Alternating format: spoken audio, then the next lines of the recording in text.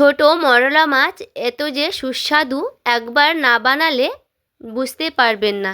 খেতে হবে দুর্দান্ত টেস্টি। এইভাবে একবার হলেও ট্রাই করে দেখতে পারেন। নমস্কার বন্ধুরা, অমৃতায়নী কুকিং চ্যানেলে সবাইকে স্বাগত জানিয়ে আবারও হাজির হয়েছি। তো যে সকল বন্ধুরা ইউটিউব চ্যানেল থেকে দেখছেন তারা প্লিজ চ্যানেলটিকে সাবস্ক্রাইব করে আমার পাশে থাকবেন, আর যারা ফেসবুক থেকে দেখছেন তারা পেজটাকে ফলো করে রাখবেন। তো স্কিপ না করে পুরো রেসিপিটি দেখবেন, আশা করছি খুবই ভালো লাগবে। তো চলুন রেসিপিটি শেয়ার করা যাক। এখানে দেখুন বন্ধুরা, নিয়ে নিয়েছি আমি মরলা মাছ।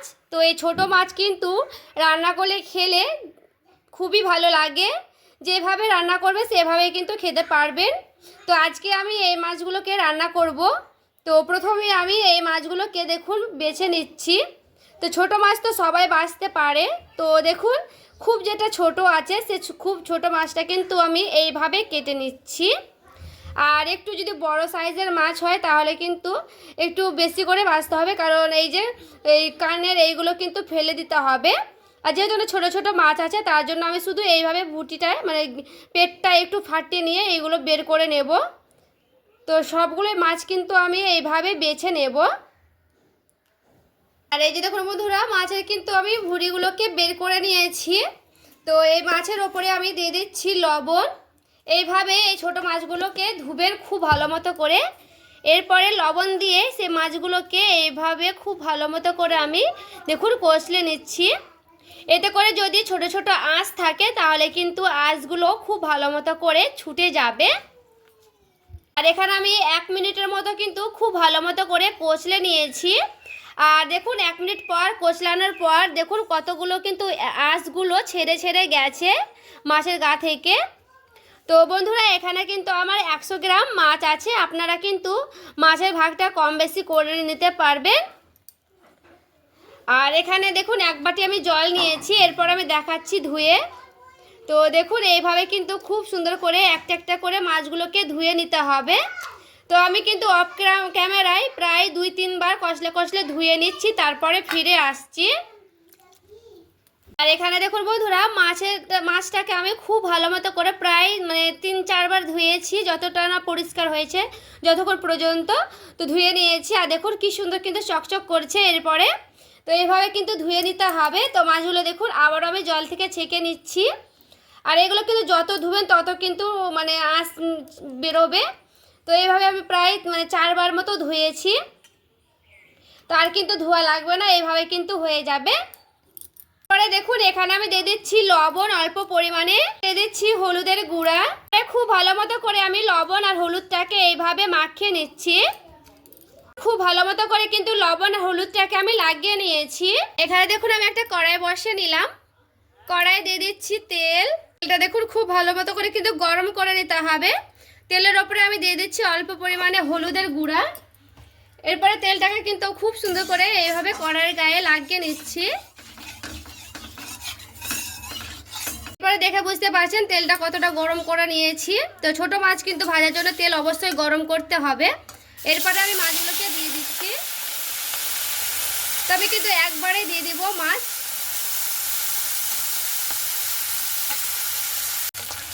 আর এই দিকে দেখুন 1 পিঠ কিন্তু মাছটাকে আমি খুব ভালো মতো করে ভেজে নিয়েছি।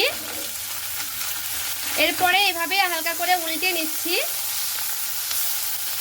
আর দেখুন এইভাবে কিন্তু হালকা করে উল্টা নিলে কিন্তু উল্টে যাবে। তো এই দিকেও আমি খুব ভালো মতো করে কিন্তু ভেজে নেব।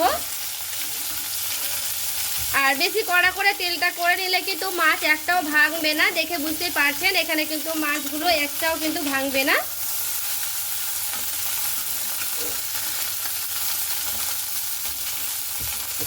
এই পিঠটাও আমি ওইভাবেই কিন্তু ভেজে নেব। এরপরে দেখুন 2 পিঠ কিন্তু আমি মাছটা ভেজে নিয়েছি। তো মাছটাকে এবার আমি উঠিয়ে নিচ্ছি। এখানে দেখুন আমি 2টো আলু নিয়েছি, তো আমি ছোট মাছে দেবো তার জন্য। তো এইভাবে একবার হলো ছোট মাছগুলো রান্না করবেন, খেতে কিন্তু দারুণ লাগে। আর ছোট মাছে আলু দেওয়ার জন্য এইভাবে আলুগুলোকে কেটে নিতে হবে এই ছোট ছোট পিস করে। তো আমি দেখাচ্ছি, দেখুন এইভাবে কিন্তু আমি ছোট ছোট পিস করে কেটে নেব। এইভাবে কিন্তু আলুগুলো কাটানোর চেষ্টা করবেন, এতে করে মাছগুলো খেতে ভালো লাগে আর দেখতেও ভালো লাগবে। তো আমি দুটোই আলু কিন্তু এইভাবে কেটে নেব। এবার আমি আলুটাকে উঠিয়ে নিচ্ছি একটা বাটিতে, ধুয়ে নেব জলে, তার জন্য টপ ক্যামেরায় আমি ধুয়ে নেব। ওই কড়াইয়ে আমি দিয়ে দিচ্ছি তেল, অল্প পরিমাণেই দিচ্ছি। এরপরে সে কেটে রাখা আলুগুলোকে দিয়ে দেব। এরপরে আলুটাকে লাল লাল করে কিন্তু ভেজে নিতে হবে। এখানে দেখুন আমি একটা বড় পেঁয়াজ নিয়েছি, তো পেঁয়াজের ভাগটা কিন্তু আপনারা আপনাদের পছন্দ মতো নিয়ে নেবেন। তো এখানে পেঁয়াজটা কিন্তু বড় আছে, তার জন্য কিন্তু আমি একটাই নিয়েছি।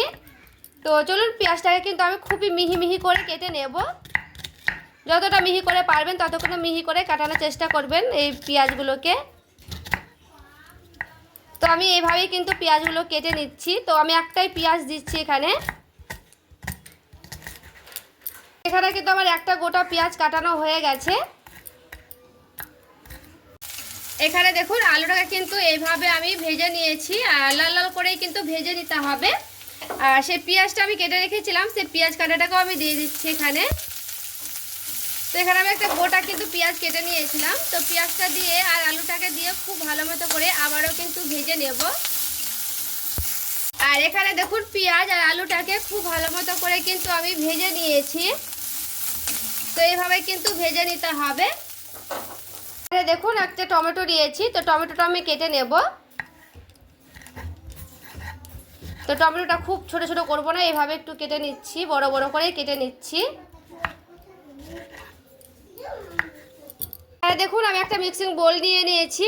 তো এবার দিয়ে দিচ্ছি কটা আদা টুকরো, নিচ্ছি দুটো কাঁচা লঙ্কা, দেখুন দিয়ে দিচ্ছি অল্প কটা জিরে, মানে 1 চামচের মতো, ছোট চামচের। এরপরে সে কেটে রাখা টমেটোগুলো আমি দিয়ে দিচ্ছি। অল্প পরিমাণে দিয়ে দিচ্ছি জল। এরপরে খুব ভালো মতো একটা মিহি পেস্ট করে নেব। আর এখানে দেখুন খুব ভালো মতো করে একটা মিহি পেস্ট করে নিয়ে চলে এলাম। আর এখানে দেখুন পেঁয়াজ আর আলুটাকে খুব ভালো মতো করে কিন্তু আমি ভেজে নিয়েছি। মশলাটা আমি করে রেখেছিলাম, সেই মশলাটা আমি দিয়ে দিচ্ছি। এরপরে দিয়ে দিচ্ছি পরিমাণ মতো লবণ, দিয়ে দিচ্ছি পরিমাণ মতো হলুদের গুঁড়া, কাশ্মীরি লঙ্কার গুঁড়া অল্প পরিমাণে। এরপরে খুব ভালো মতো করে একটু নাড়াচাড়া করে নেব। অল্প পরিমাণে দিয়ে দিচ্ছি জল। তো এরপরে খুব সুন্দর করে কিন্তু নাড়াচাড়া করে নিচ্ছি। তো মশলাটাকে কিন্তু আমি এইভাবে খুব ভালো মতো করে কিন্তু কষিয়ে নেব। তো একটু জল দিলাম, আর একটু মানে যেহেতু শুকনো শুকনো মশলা পুড়ে গেলে কিন্তু বেশি ভালো লাগে না, মানে মশলা পুড়ে যাবে এইভাবে। তো এইভাবে কিন্তু আমি খুব সুন্দর করে আবারও নাড়াচাড়া করে নিচ্ছি। এখানে কিন্তু দেখতে হবে পেঁয়াজ আর আলুগুলো কিন্তু খুব ভালো মতো করে সেদ্ধ হয়ে যায়, তার জন্য ঢাকা 2 মিনিটের মতো। এরপর আমি 2 মিনিট পর ফিরে এলাম। আর এখানে দেখুন মশলাটা কিন্তু খুব ভালো মতো করে কষানো হয়ে গেছে, দেখে বুঝতেই পারছেন, কারণ জলগুলো কিন্তু একেবারে শুকনো হয়ে গেছে। আর পেঁয়াজগুলো কিন্তু খুব ভালো মতো করে দেখুন মানে সেদ্ধ হয়ে গেছে। আমি একটা দেখিয়েও দিচ্ছি, দেখুন এইভাবে খুন্তি দিয়ে আমি দেখাচ্ছি। তো এইভাবে কিন্তু খুব ভালো মতো করে মশলাটাকে কষিয়ে নিতে হবে। এরপর আমি দিয়ে দিচ্ছি অল্প পরিমাণে জল। এখানে আমি গ্যাসের আঁচটাকে বাড়িয়ে দিব।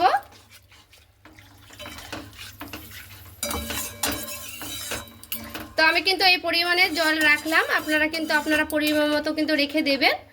এখানে কিন্তু এই পরিমাণ রাখলে কিন্তু হয়ে যাবে। আর এখানে দেখুন খুব ভালো মতো করে কিন্তু আমি ঝোলটাকে ফুটিয়ে নিয়েছি। আর দেখতে হবে আলুগুলো যেন পুরোপুরিভাবে সেদ্ধ হয়ে যায়। আর আমি একটা ভেঙেও দেখাচ্ছি, দেখুন খুন্তি দিয়ে আলুগুলো কিন্তু খুব সুন্দর সেদ্ধ হয়ে গেছে। আর পেঁয়াজগুলো দেখুন একেবারে কিন্তু গলে গেছে। এখানে কিন্তু আলু পেঁয়াজ না সেদ্ধ হলে মানে ভালো লাগবে না খেতে, মাছগুলো একেবারে কিন্তু বাজে লাগবে। এরপরে সে ভেজে রাখা মাছগুলো কিন্তু আমি দিয়ে দিচ্ছি। আমি মাছটাকে দিয়ে হালকা করে এইভাবে নাড়াচাড়া করে নিচ্ছি। একেবারে কিন্তু শুকনো শুকনো হবে এই রেসিপিটা। আর ওপর থেকে দিয়ে দিচ্ছি চেরা কাঁচা লঙ্কা দুটোর মতো দিচ্ছি। ঝালটা আপনারা আপনাদের পছন্দ মতো কিন্তু দিয়ে দেবেন। অল্প পরিমাণে দিয়ে দিচ্ছি চিনি, মানে স্বাদের ব্যালেন্স ঠিক রাখার জন্য। এরপরে হালকা করে এইভাবে আমি নাড়াচাড়া করে নিচ্ছি আলতো হাতে। 1 মিনিটের মতো কিন্তু খুব ভালো মতো করে ফুটিয়ে নিয়েছি। তো এরপরে কিন্তু আমি এটাকে নামিয়ে নিচ্ছি, তারপরে দেখাচ্ছি। আর এখানে দেখুন নামিয়ে নিয়ে চলে এসেছি। আর মরলা মাছের রেসিপিটি দেখতে দেখুন কতটা লোভনীয় হয়েছে। এইরকমই কিন্তু শুকনো শুকনো হবে। তো আজকের এই রেসিপি কেমন লেগেছে বন্ধুরা অবশ্যই কমেন্ট করে জানাতে ভুলবেন না। ভালো লেগে থাকলে প্লিজ একটি লাইক করবেন আর চ্যানেলটিকে সাবস্ক্রাইব করে আমার পাশে থাকবেন। তো দেখা হচ্ছে আরও একটি রেসিপির সঙ্গে। সবাই ভালো থাকবেন, সুস্থ থাকবেন।